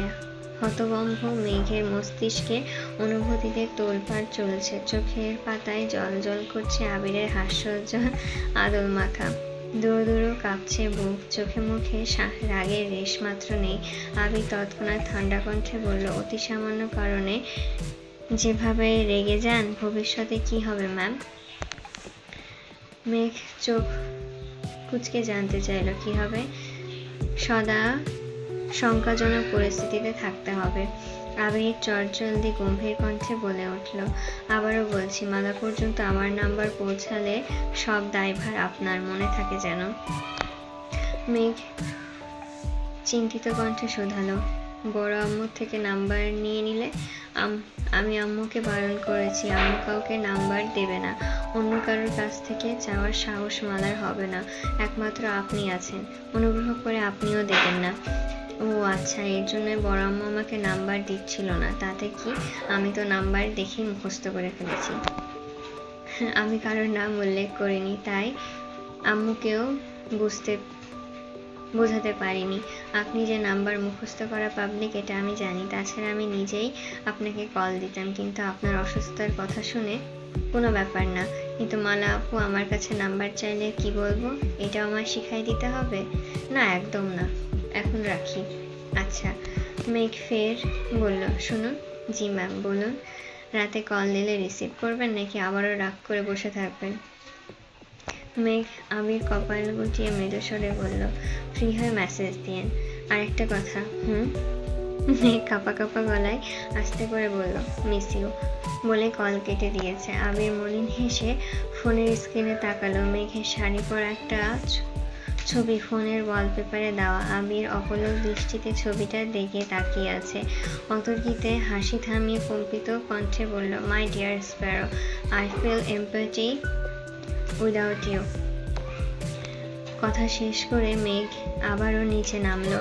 ততক্ষণে মাইশারা চলে এসেছে। মাইশাকে দেখেই মেঘ ছুটে গেছে। মাইশা হালকা রঙের একটা জামদানি শাড়ি পরে আছে। 4 মাসের অন্তঃসত্ত্বা হওয়ায় আগের থেকেও বেশ কিউট লাগছে। মেঘ আপুকে ভালোভাবে পরখ করে আহ্লাদি কণ্ঠে বলল, ভাইয়া আপু, ভাগ্নে অথবা ভাগ্নিকে সর্বপ্রথম আমি কোলে নিতে চাই। আদির পরে আমি কখনোই কোনো ছোটবাবুর কাছ থেকে দেখিনি।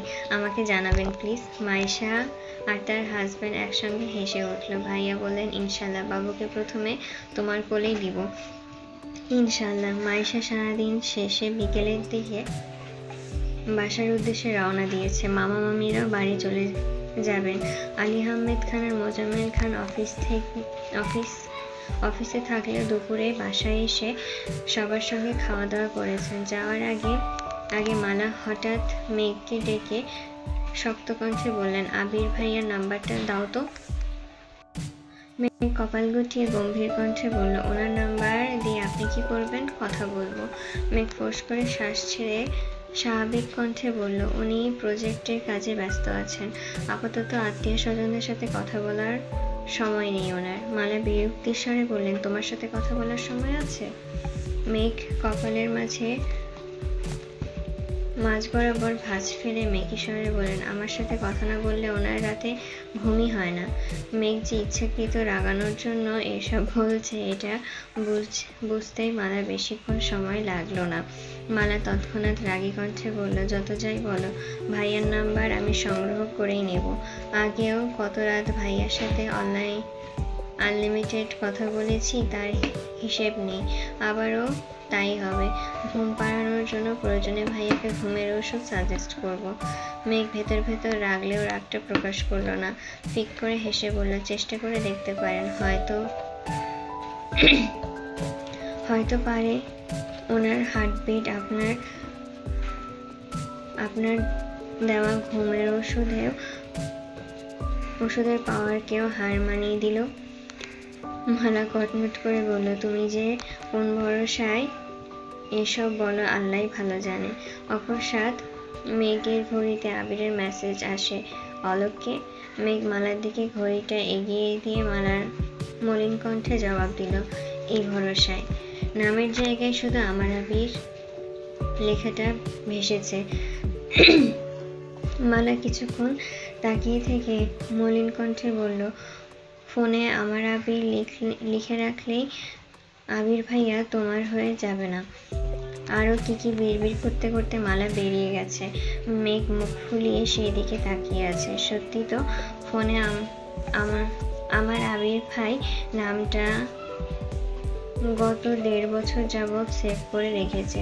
নতুন নাম্বারটাও একই নাম্বারে সেভ করেছে, কিন্তু তাতে সম্পর্কের কোনো উন্নতি হচ্ছে না। আবিরের অন্তর্নিহিত অনুভূতি বোঝার সক্ষমতা মেঘের হয়েছে ঠিকই, কিন্তু আবির যতদিন না নিজের অনুভূতি প্রকাশ করছে দিনে মেঘের আত্মবিশ্বাস আসবে না। জোর গলায় নিজেকে যতই আবিরের প্রেমিকা বলুক না কেন, দিন শেষে এটাই সত্যি, আবির তাকে কোনো প্রকার প্রতিশ্রুতি দেয়নি।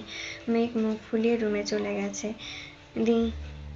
শেষ বিকেলের দিকে একটা হ্যান্ড পার্স আর সাথে 2টা ফাইল নিয়ে কিছু কাগজপত্র নিয়ে বন্যা আপন মনে হাঁটছে। আচমকা নজর পড়ে অনেকটা সামনে তানভীরের মতন কেউ একজন ফোনে কথা বলতে বলতে যাচ্ছে। শিওর হওয়ার জন্য বন্যা দ্রুত পায়ে এগিয়ে যাচ্ছে। ছেলেদের হাঁটার স্বাভাবিক গতির থেকে মেয়েদের দৌড়ানোর গতি মোটামুটি সমান ধরা যায়। রাস্তায় দৌড়াতে পারছে না, তবে সাধ্যমতো দ্রুত হেঁটে তানভীরের বেশ কাছাকাছি চলে এসেছে। পেছন থেকে 2-4 বার ডেকেছে, কিন্তু সে ডাক তানভীরের কর্ণকুহরে পৌঁছায়নি। বন্যা আবারও থেমে শ্বাস টেনে উচ্চস্বরে ডাকলো, এই ভিলেন। মেয়েলি কণ্ঠস্বর কানে বাজতেই তানভীর উদ্দেশ্যহীনভাবে পিছনে ঘুরল। বন্যাকে দেখেই থমকে গেল। ভ্রু কুঁচকিয়ে কল কেটে কপট রাগী স্বরে জানতে চাইল, কোন দিক থেকে ভিলেন মনে হয় আমায়? কখন থেকে ডাকছি, আপনি শুনছেনই না, তাই বাধ্য হয়ে ডাকলাম। হঠাৎ আমাকে ডাকার কারণ? এমনি। আপনার বাইক কোথায়? একটা ছোট ভাই নিয়ে গেছে। কেন? এমনি, জিজ্ঞাসা করতে পারি না? তানভীর মলিন হাসলো, কিন্তু কিছু একটা ভেবে গম্ভীর কণ্ঠে বলল, সন্ধ্যা হয়ে যাচ্ছে, বাসায় চলে যাও, আসি। তানভীরের এমন ব্যবহারে আগামাথাও বন্যা বুঝছিল না। কিছুক্ষণ ভাবার পর হঠাৎ পূর্বের ঘটনাগুলো মনে পড়ল। বন্যা সহসা ডাকলো, এই যে। তানভীর ঘাড় ঘুরিয়ে বিমূঢ় দৃষ্টিতে মেঘ বন্যার দিকে তাকালো। বন্যার মুখে মায়াবী হাসিতেই তানভীরের হৃদয়ে দুরু দুরু কাঁপছে। তানভীরে উত্তর না দিয়ে খানিক ভ্রু নাচালো। বন্যা একগাল হেসে বলল, ঝালমুড়ি খাবেন? আবির তৎক্ষণাৎ তানভীরের তৎক্ষণাৎ উত্তর, না। তাহলে ফুচকা? না। চটপটি? না। চা? না। বন্যা এবার খানিক রেগে গেছে, চোখের পাতা ঝাপটে আনমনেই বলে উঠল, তাহলে কি সিগারেট খাবেন? তানভীর প্রশস্ত নেত্রে বন্যার দিকে তাকিয়ে শক্ত কণ্ঠে শোধালো, কি বললে? মেঘ উত্তর না দিয়ে আশপাশে তাকিয়ে লজ্জায় আর আতঙ্কে নিজের চোখ মুখ চেপে ধরেছে, নিজের প্রতি অতিষ্ঠ হয়ে ঘন ঘন শ্বাস ছাড়ছে। তানভীর স্তব্ধ হয়ে তাকিয়ে আছে। বন্যাকে আপাদমস্তক দেখে মুচকি হেসে বলল, সিগারেট খেতে পারি যদি তুমি আমার সঙ্গে খাও। অপ্রত্যাশিত কথায় বন্যা ষাট হয়ে তানভীরের অভিমুখে তাকালো। চোখে স্বাভাবিকের তুলনায় বেশ বড় আকার ধারণ করেছে, গলা শুকিয়ে কাঠ হয়ে গেছে। বেসামাল পরিস্থিতি সামলাতে বন্যা গাঢ় কণ্ঠে শোধালো, ছি, আপনি সিগারেটও খান? তুমি খাওয়াতে চাচ্ছ, তাহলে আমার খেতে সমস্যা কোথায়? বন্যা মাথা নিচু করে জড়সড় হয়ে বলল, মুখ ফসকে বেরিয়ে গেছে। সরি। এতদিনে মানুষের মুখ ফসকে অনেক কিছু বলতে শুনেছি, আজ প্রথমবার কোনো মেয়ের মুখ ফসকে সিগারেট অফার করেছে। বিষয়টা বেশ ইন্টারেস্টিং। চলো, সামনে থেকে 2টা সিগারেট নিচ্ছি। বন্যা আতঙ্কিত কণ্ঠে চেঁচিয়ে উঠল, না, আমি যাব না। বন্যার চেঁচানোর শব্দে তানভীর আঁতকে উঠে বুকে হাত রেখে আশপাশে তাকিয়ে ঠান্ডা কণ্ঠে বলল, যেভাবে চিৎকার করছো মানুষ তো অন্য কিছু ভাববে। বন্যা আস্তে করে বলল, যার যা খুশি ভাবুক, আমি সিগারেট খাবো না। তানভীর সশব্দে হেসে বলল, ঠিক আছে, এবারের মতন ছেড়ে দিলাম। এরপর মুখ ফসকে সিগারেটের কথা বলে সত্যি সত্যি টেস্ট করাবো। এগুলো ঠিক না, আপনি এসব করতে পারেন না। বারে, ডাক বা ভিলেন আর কিছু বললেই ন্যায় অন্যায়ের জ্ঞান দিবা, তা তো মানব না। বন্যা বিরক্ত হয়ে বলল, দেখুন, আমি আপনাকে ট্রিট দিতে ডেকেছি, আপনি ইচ্ছাকৃত আমার সাথে এমন ব্যবহার করছেন। তানভীর সূক্ষ্ম নেত্রে তাকিয়ে দৃঢ় কণ্ঠে শোধালো, আমি আবার কি করলাম? যা অফার করছি শুধু নাই করে যাচ্ছেন।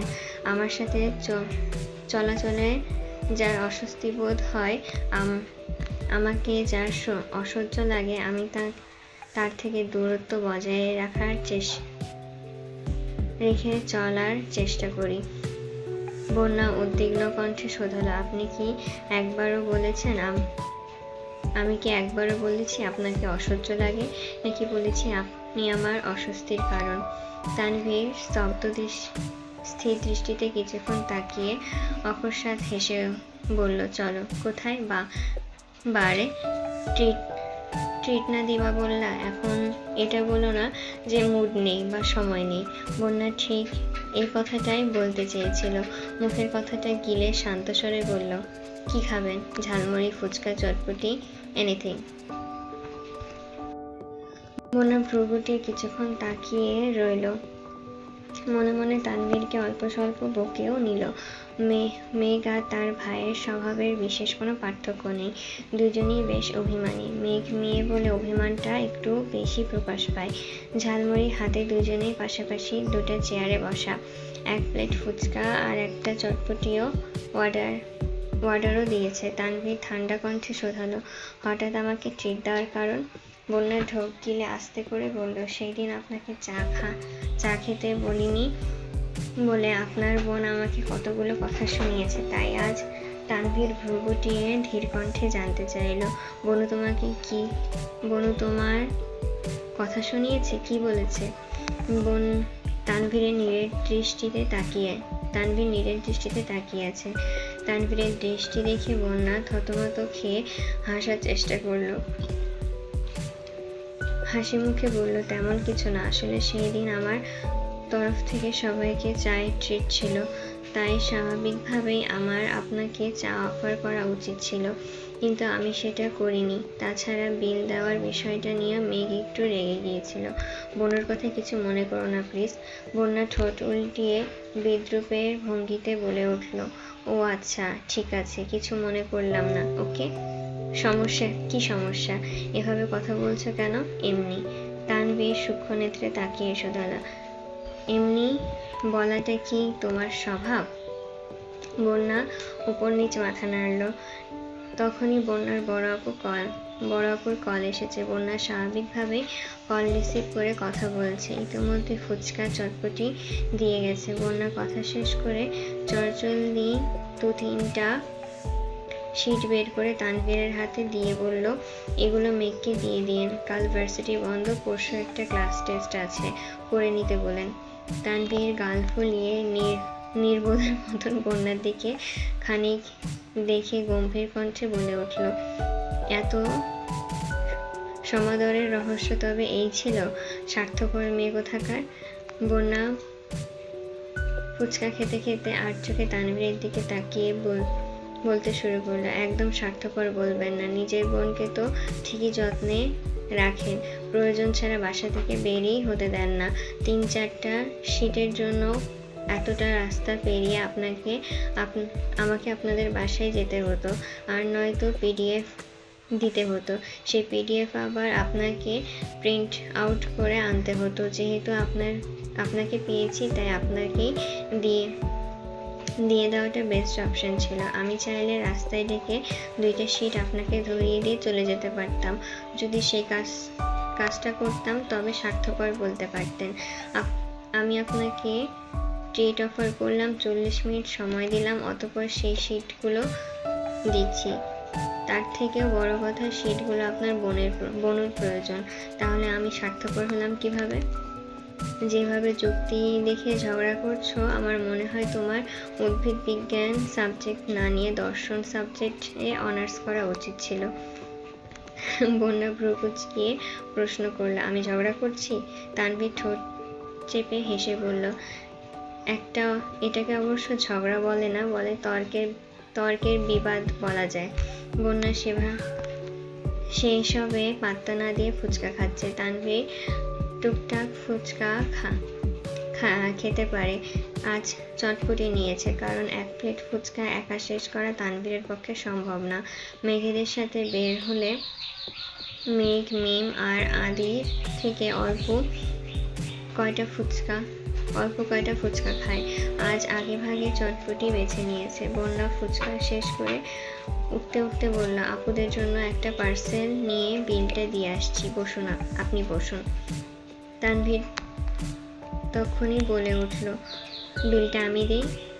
বন্যা রাগি মুখে তাকাতেই তানভীর ঢোক গিলে শান্ত কণ্ঠে বলে, ঠিক আছে, আমি বসে আছি, বিলটা তুমি দিয়ে আসো। বন্যা মুচকি হেসে চলে গেছে। বিল দিয়ে এসে তানভীরের হাতে শীটগুলো আবারও দেখে নিল। পার্টস আর শীটগুলো হাতে নিতে শীতল কণ্ঠে বলল, সরি, সময়ের অভাবে চা খাওয়াতে পারছি না, অন্য কোনো দিন খাওয়াবো ইনশাল্লাহ।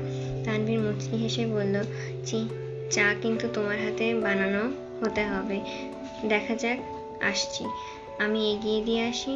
না, কোনো দরকার নেই, আপু নিয়ে যাবে আমাকে, সাবধানে যেও। আচ্ছা, আপনিও।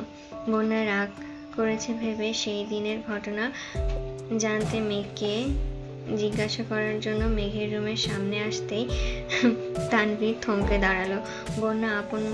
মেঘ আপন মনে বন্যার সাথে ফোনে কথা বলছে। দুইজনের আবল তাবল কথা আর হাসির শব্দে তানভীর থ মেরে দাঁড়িয়ে পড়েছে। কোথায় ভেবেছে মেঘ আর বন্যার মধ্যে মান অভিমান চলছে, মেঘের থেকে কারণ জেনে সমাধান করার চেষ্টা করবে, কিন্তু ঘটনা সম্পূর্ণ উল্টো। তানভীর আস্তে করে গলা খাকারি দিয়ে রুমের শীট রেখে চলে যাচ্ছে। মেঘ ঠান্ডা কণ্ঠে শুধালো, ভাইয়া কিছু বলবা? না। তানভীর বিড়বিড় করতে যাচ্ছে, মায়ের কাছে মাসির গল্প বলে আর কি হবে। রাত 9টা বাজে। মেঘ আবিরকে কোনো মেসেজ করেনি। কিছুক্ষণ পর আবিরই মেসেজ দিল, বিজি? মেঘ ছোট রিপ্লাই, নো। তৎক্ষণাৎ আবিরের কল আসে। মেঘ কল রিসিভ করতেই চুপচাপ বসে আছে। ওপাশ থেকে আবির বলছে, ফ্রি হয়ে মেসেজ দিতে বলেছিলাম, বিকাল থেকে মুখ ফুলিয়ে রুমে বসে আছেন, কিছু খাননি শুনলাম, একটা টেক্সট পর্যন্ত করেননি, সমস্যা কি? কোনো সমস্যা নেই। মালা কি আবারও আজে বাজে কথা বলেছে? মেঘ মুখ ফসকে বলে ফেলল, চরিত্রের সমস্যা আপনার, মালা আপু কি বলবে? আবির উত্তেজিত কণ্ঠে চেঁচিয়ে উঠল, কি আমার চরিত্রে সমস্যা? কে বলেছে? প্রমাণ কি?